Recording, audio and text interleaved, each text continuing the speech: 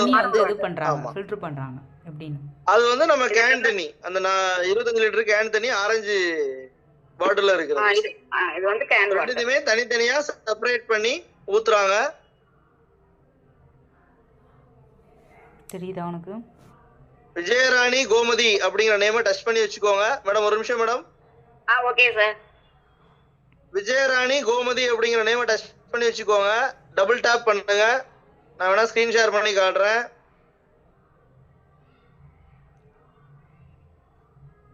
இங்க பாருங்க, இப்படி இருக்கும். நிறைய பேர் இருப்பாங்க அதுல.